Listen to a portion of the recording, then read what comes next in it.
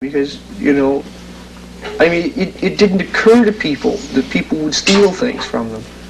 There was probably less petty theft in Rochdale perpetrated by people who lived in the building and were accepted as part of the community than any other high-rise in the city.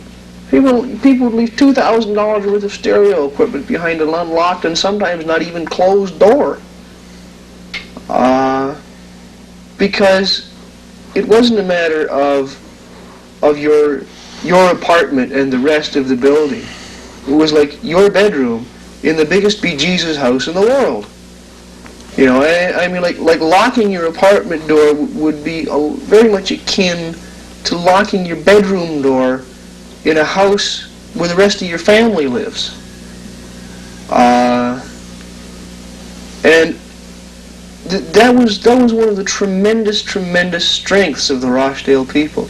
Why to this day, despite, it amazes me that we can still be thought of by many as ignorant people who spend all their time smoking dope and have no intelligence or creativity of any kind.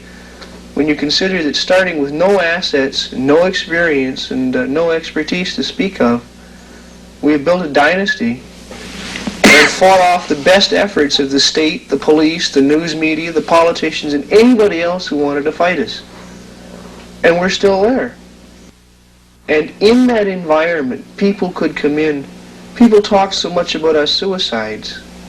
Of the 7 people that have bailed out, 6 of whom were outsiders and didn't live in the building, but they don't mention that very often.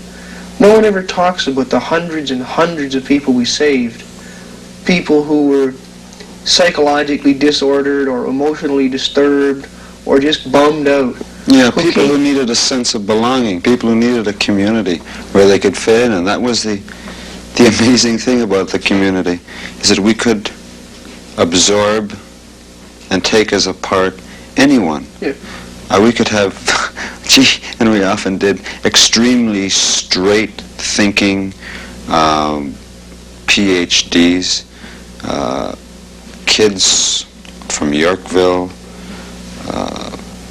We at one point had simultaneously living in the building a commune of Hare Krishna and a commune of Jesus freaks, because we weren't bigoted. We were willing to accept anybody, any ideology that was not destructive to the community.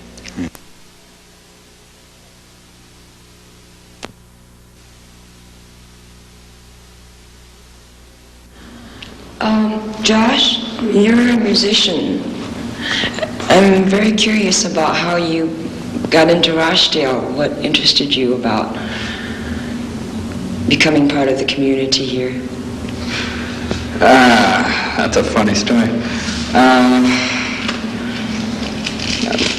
Arrived in Toronto in December, roughly, and I was told that a friend of mine, who I had known about 5 years ago, was living somewhere in this building. And so I came down here, and as I was walking in, 2 security guards were throwing a guy out. It was just kind of thing like I was walking up to the door opens, the guy does 2 somersaults out. Was that somebody that was on dope or bothering the residents, or what? Haven't the faintest idea. I presume he had been doing something. But I never heard of that show before. I came in, saw guys standing around with German Shepherds and super long hair and beards, and realized there were freaks running all over the building, and filed it away. And I moved in about a week and a half to 2 weeks after that. The dogs didn't scare you?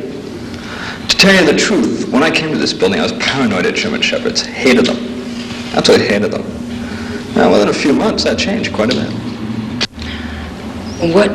Josh, what made you decide to stay in Rochdale?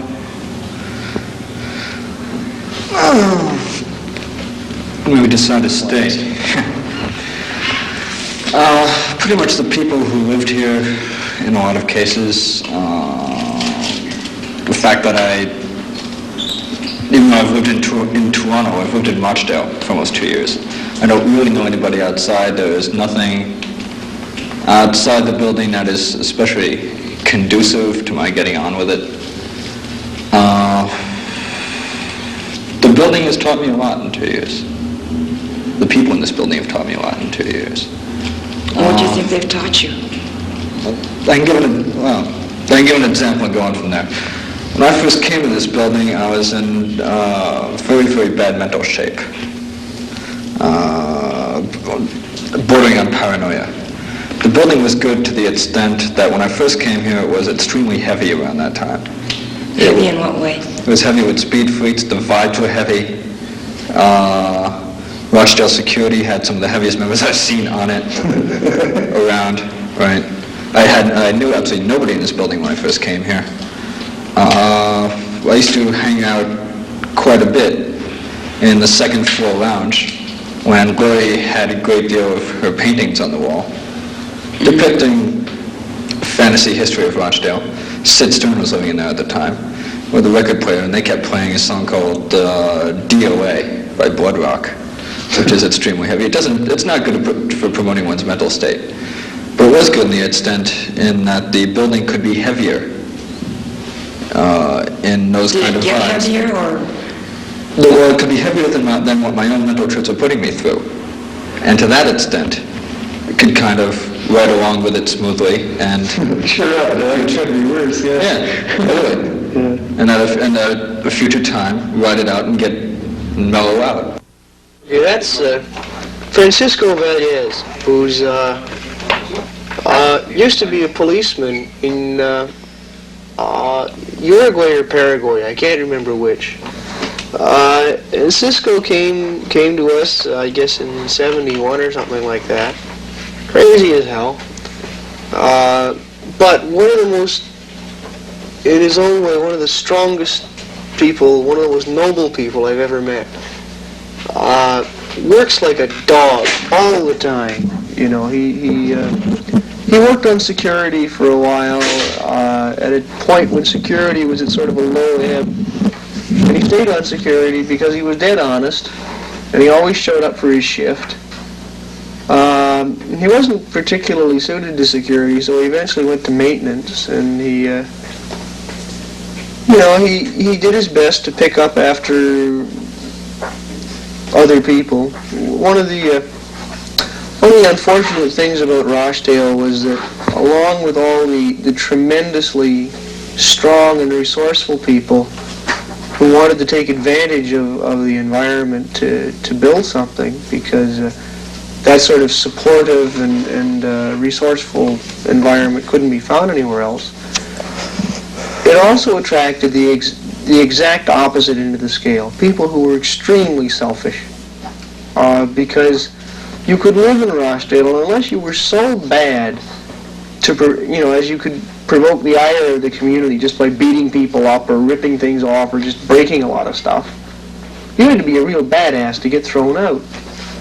And as a consequence, I guess one of our failures was our inability to deal decisively with dead weight.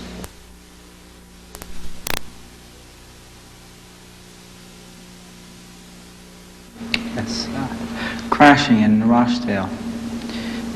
In the early days, that is during the first 6 months which I wasn't here, it was so open that there wasn't anybody paying rent, more or less, except for some few freaks. But during the second 6 months of the first year when I was here, first time, anybody could walk in off the street and crash. Didn't matter whether they had knew anybody in the building or not. All they had to do was walk in and find a place to sit down and keep themselves warm. But during this period of time, on many floors, they were run on a democratic basis. And of course, the crashers had a vote. If you're going to be a democracy, you have to be a democracy. And several times these floors would vote crashers out, and the crashers would vote against it, and thereby retain themselves on that floor. But after a while, Then the people in the separate floors eventually got themselves sufficiently together that they could evict all crashers on that floor and make a policy of no crashers.